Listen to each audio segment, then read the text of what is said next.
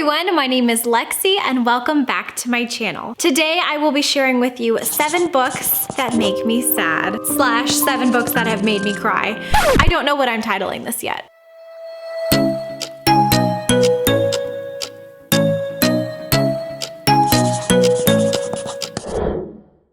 So I have done a previous video, 7 books that make me happy, and I feel like to balance things out, I wanted to do 7 books that have made me cry. I feel like some of my favorite books in the entire world are the ones that evoke the most emotion. They're the ones that can portray the human existence in such a perfectly beautiful way that you feel like you're not alone. The unfortunate thing is sometimes living can be which means that we go through a lot of sad things. So sometimes the most relatable things aren't necessarily like the epic journeys, but the sad and tragic feelings that happen on these epic journeys. And I, for one, really enjoy getting my heart shattered to bits. So I decided to share some of my favorite books with you that do just that. Let's go ahead and get started. So I've got 3 young adult books and then 4 adult books. Let's go ahead and start with the young adult books first. The first one that I want to talk about today is Summer of Salt, and this is by Katrina Leno. The ending of this completely broke me. It's interesting because I actually was not expecting a sad read when I picked it up, but this book is definitely very, very sad.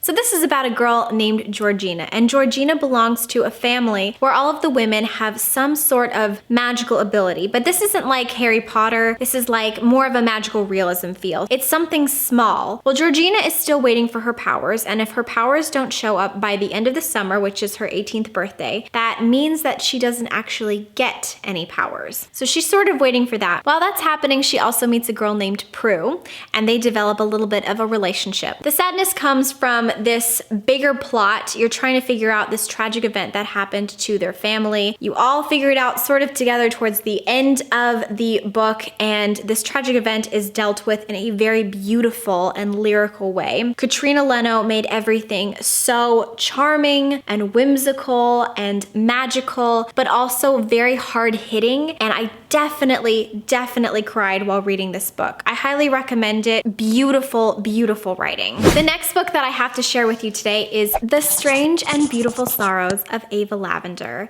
and this is by Leslie Walton. This has become one of my favorite books of all time, as is Summer of Salt, I believe. This book is a little bit hard to explain because I feel like the synopsis really only focuses on Ava herself, but this book is much more almost like a family history than just Ava. This spans generation after generation of all of the people in Ava's family. Similar to Summer of Salt, this is more of a magical realism. However, this one is entirely magical realism because they don't actually call the magic in this magic. Instead, they kind of say that they're odd and strange happenings that we don't really know like what the cause is as the reader. But everybody in her life kind of has like some sort of small little magical niche to them in a way. It's beautiful. It's very tragic. There are lots of trigger warnings in here for like adultery and cheating and death, sexual assault, abuse, abandonment. I mean, you name it, it's in this book. You have to be kind of cautious when approaching this book, but it's just so beautiful. It's so beautiful. Yeah, so the plot is really just about her family and about the ways that love has touched and forever scarred members of her family and how all of it sort of catches up to Ava herself. Will I be rereading this again?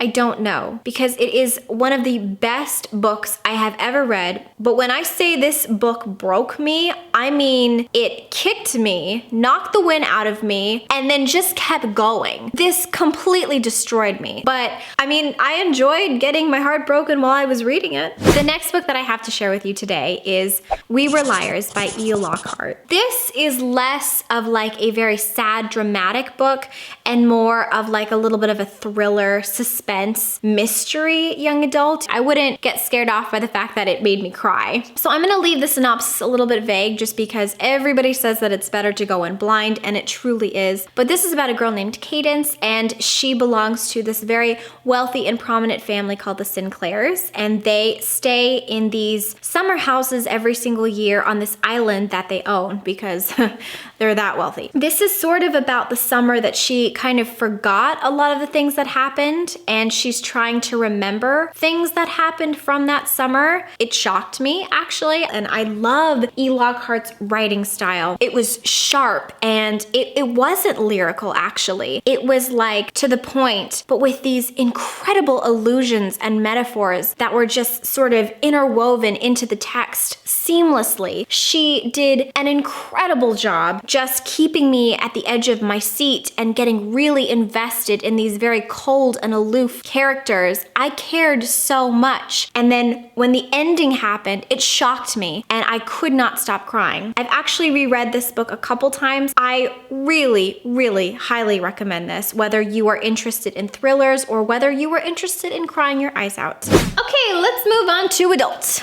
The next book that I have to share with you here is The Secret History by Donna Tartt. This book is definitely a hit or a miss for people. I have seen people hate it, and I have seen people say that it is the best book that they've ever read in their entire life. So yeah, you might like this, you might hate this. This book is about a narrator who goes to a prominent university in, it's definitely New England. Okay, so it says New England. While he is there, he is attracted and drawn to this group of students who follow this aloof Greek professor. And he decides that no matter what, he needs to be in this group. The characters are all pretty eccentric, very different. It's a very fascinating read. I absolutely love books that are kind of set into this very prestigious world of academia. So this is all about that group of students, and you as the reader are following why they decided to kill one of their own. Now, you might be thinking to yourself, oh my God, unsubscribe, dislike, I hate this girl, she just did a spoiler. But guess what? It's on the back. It's not a spoiler. It says that on like the first page. So please don't hate me, okay? But yeah, the whole book is just about the dynamics of the friendship and figuring out why they decided to kill one of their own in this group and what led to it and what is the fallout from that. It's tense and atmospheric and ridiculously dark. The last 50 or so pages made me feel like I had been punched to the stomach. I felt kind of sick. I could not stop crying. There are so many different elements to this book that were fascinating and interesting, literary, beautiful, disgusting, and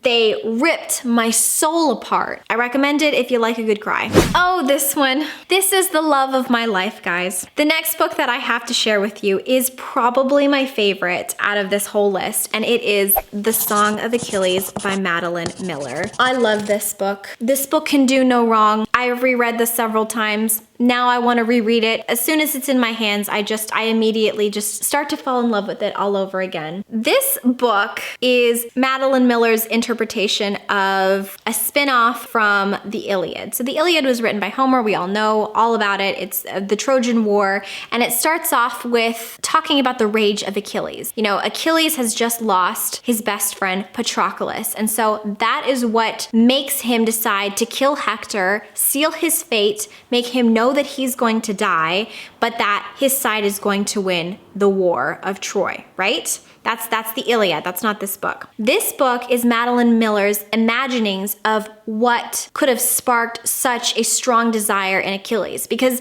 Achilles in Greek mythology knows that as soon as he kills Hector, his side is going to win and he is going to die. And so in Madeline Miller's retelling of this is essentially from the perspective of Patroclus, which is name dropped in the first part of the Iliad, but is not necessarily a part of the Iliad. So this book is about Patroclus and Achilles. And in this retelling, they were not just best friends, they were lovers, they were soulmates. This book is about Patroclus and how he falls in love with Achilles. And we see how soft and beautiful and caring Patroclus is. I've never read a love story that's touched me so much. It's beautiful, and the ending killed me, absolutely shattered me, but in the best way ever. It's not a tragic thing as far as we're seeing this horrible event happen. We're just seeing this beautiful doomed love, and it's perfect in every single way. And I know that I'm saying that all of these books are gonna make you cry, but they're gonna make you feel things. And what this book does is it makes me feel every sense of the word love. Like, I loved it so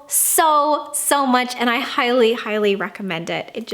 I love you. Okay, well now that we have gotten out of the way the awkwardness that I have for that book, let's go ahead and move on. The next book I have is One Day, and this is by David Nichols. And let's just take a second. Apparently I bought this before YouTube, before BookTube, when I didn't care, and it has a movie cover, and that is Anne Hathaway, whom I love. So this book is about two people who meet at university when they are quite young, and every single chapter is one day out of their life. So we don't actually get to see the entirety of their relationship. We see the same day throughout the years. So we see the day that they first meet, and then a year later, how their friendship has progressed, and then a year later, and then a year later. It's about their relationship. It's about how they didn't like each other at first, how they become best friends. This isn't written to be tragic and sad. This is just kind of like a love story. It's very well done and very beautiful, and I felt like the romance in this was realistic, but done in just this very artistic way. The portrayal of just showing one snapshot of their life throughout like 10 years, I thought was brilliant. The concept is just phenomenal. The ending really killed me, and you just get so emotionally invested in their relationship. It's just following what happens between two people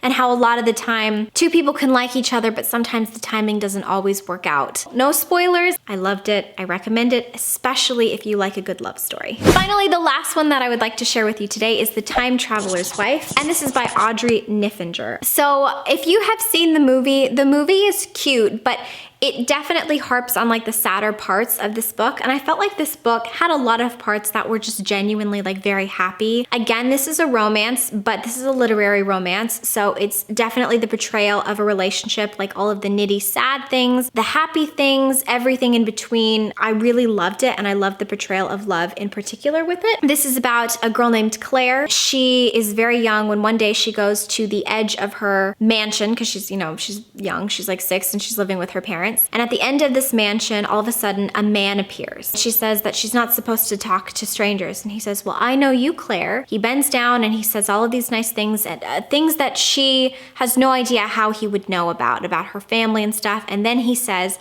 I'm about to disappear. I'll see you later. And he disappears. And that is her first sort of clue into who this man is. And throughout the years, as she grows up, he keeps appearing. And turns out that that is her future husband, and he is a time traveler. The whole book is about their relationship from when she is young all the way up until they meet, they are married. It's very tragic and sad, heartbreaking and beautiful. The inclusion of magical realism in this is completely seamless. I felt like she did an amazing job making the magic seem commonplace and almost science fiction-like. It was impeccable. Everything about it was sexy and gritty, tragic, sad. I loved how things weren't always smooth for them as well. I loved how you saw them argue and bicker about stupid, silly things. Because in real life, when you're in a relationship with somebody, sometimes the things that you argue about are stupid. And I like that an author is actually harping on that and showing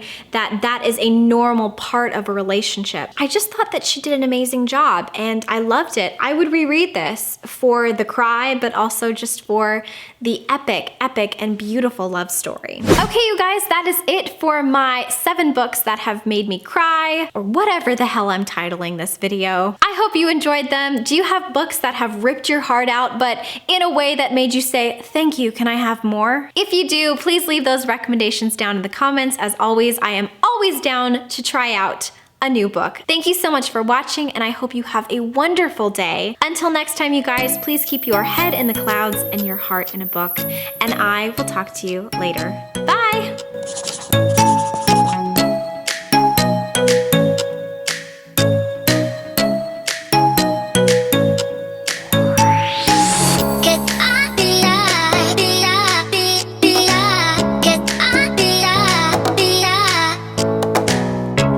I